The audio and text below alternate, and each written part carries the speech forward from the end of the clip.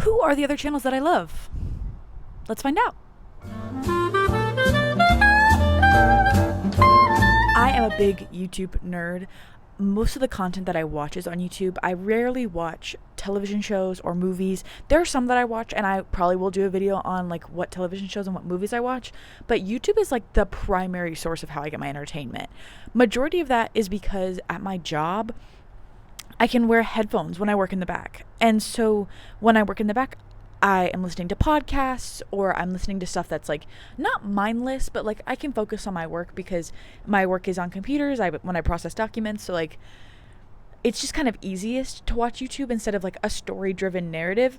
That's not to say that some of these aren't story-driven, because some of them are, but it's really fun to like just listen to something in the background and like not really have to pay attention 100% of the time, or to have a goof and a gaff. You'll find that there are like two styles of things that I watch: to have a goof and a gaff, to have a laugh, to be funny, and then to like not learn, but I almost guess learn,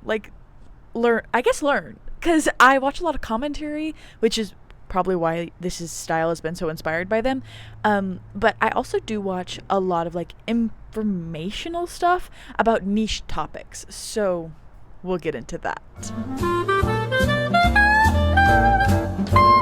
The thing is, I watch a lot of podcasts on YouTube. These first two will be podcasts. The first one, Perfect Person, by Miles Bonsignore, who is the host of the show. The reason I watch that show specifically on YouTube is because sometimes this call and advice podcast where he calls in, or he takes calls from the audience, and then they like tell him their problem, and he and the guest try to solve their problem. Sometimes when the guest is talking and like telling them their story, Miles and the guest will like shoot each other a look, and like when there's like something that the guest brings up that they definitely want to talk about, or when the caller brings up something that they definitely want to talk about, I just think it is so funny to watch, and I love his style of humor. It's not something that everyone jives with, but the thing is, I love it. It's so much fun. There's just a very conversational style to his humor. He's also very obviously, I think you'll see with a lot of the stuff,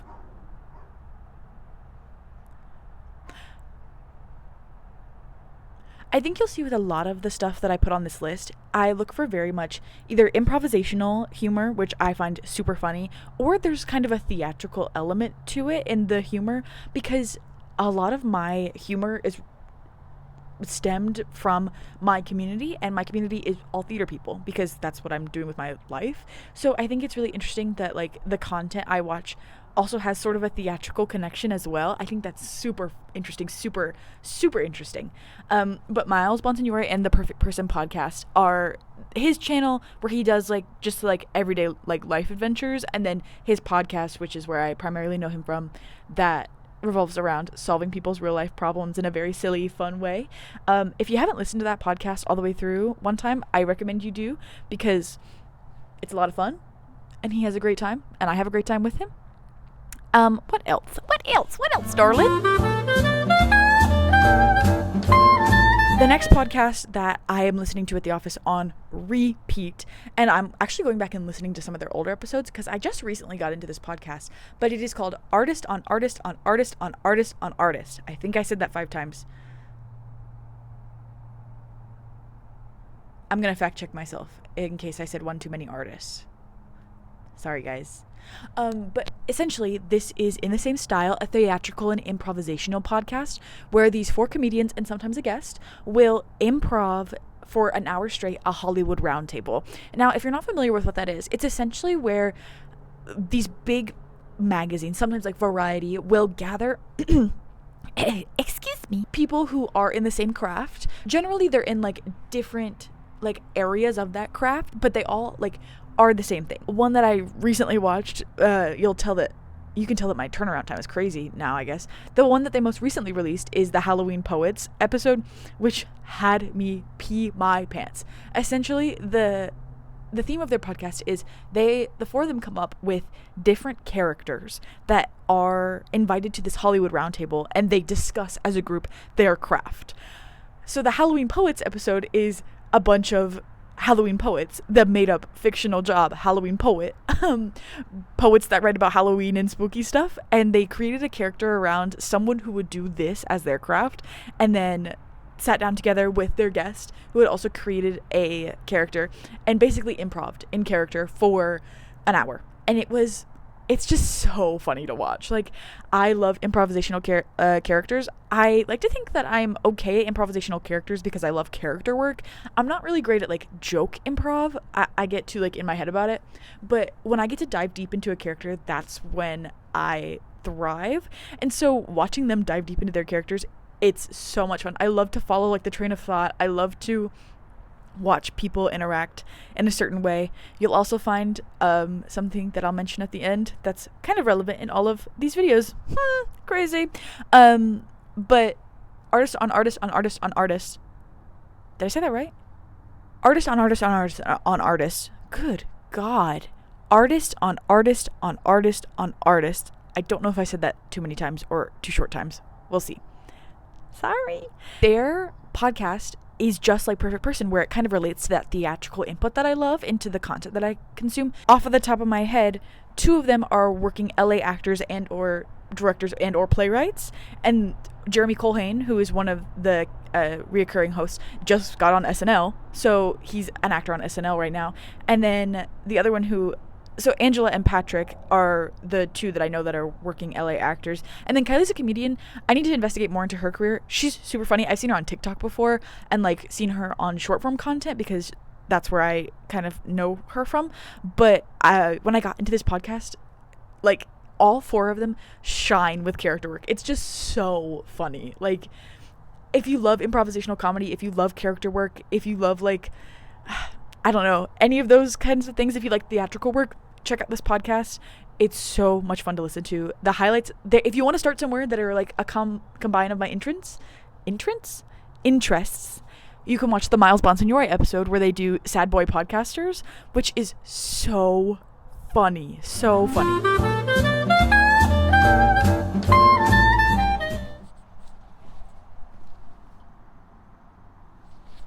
My camera storage crapped out on me. But we're back. The transition from artist on artist on artist on artist to Smosh.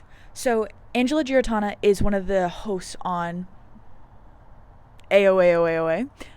And then she's also a cast member on Smosh. And so I specifically picked out 2 of the channels that I specifically love from Smosh because they have 4 that rock. And I watch all of them, to be honest with you. But my 2 favorites are the main and the games channel. Main channel because they have Bit City, which is like an internet SNL for Gen Z and people who are on the internet a lot. And so that's really fun for me because I'm on the internet a lot. And then they also have the games channel, which is primarily tabletop games, RPGs, and they also have some like gameplay stuff, like video games. And I was never really into video games growing up. We had a Wii and I dominated on Wii Tennis and Wii Bowling, but I did not like have any real video game interest until I started watching this channel.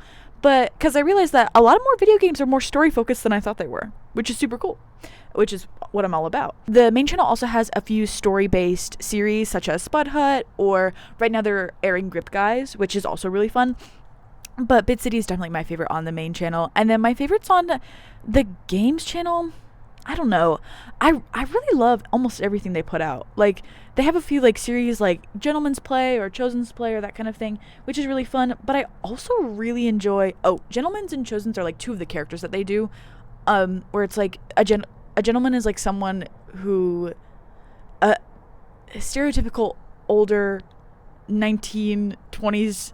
I think they kind of vary on like what time they come from. It's anywhere from like the 1800s to like the 1920s, and then like they just say the most horrible thing you've ever heard in your entire life, like just the most misogynistic thing, for bits, for funny. And to be honest, it is funny to me, and I am sorry to say that. It's hilarious. And then the Chosen. All right. I had to switch to my friend Katie's phone because mine has like utterly crapped out. Like, I can't delete any more photos to open up more storage to do this video. So, Apple, come fix my phone, I guess. Give me a free more storage. I don't want to pay for that. Anyway, what was I talking about?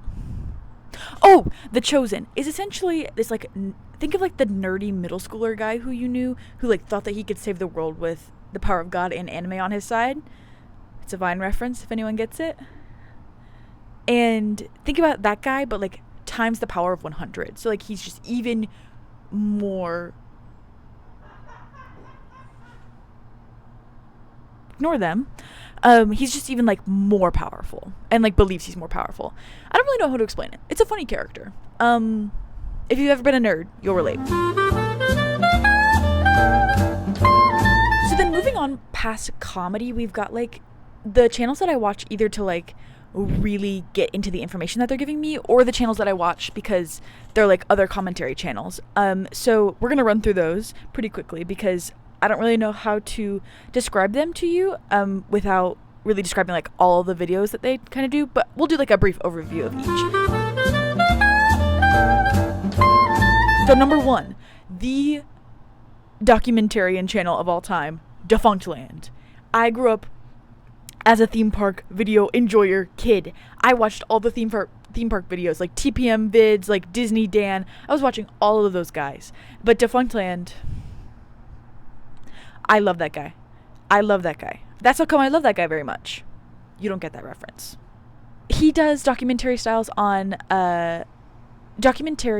videos on, like, theme park stuff and the concept of art and just basically everything under the sun. Go watch his documentaries.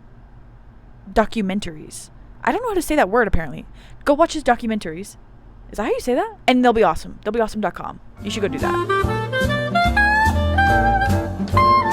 Okay, part 2, Electric Boogaloo of theme park videos is George Browning, who is a relatively new channel. I started watching, not relatively new. I started watching when I did a contract in Kentucky doing theater work 2 years ago now, I think.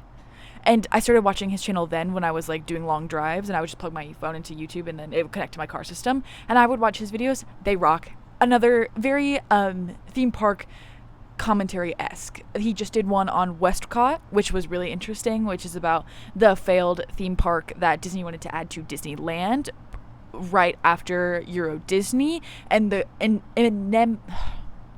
imminent collapse of that park. That's what I was trying to say.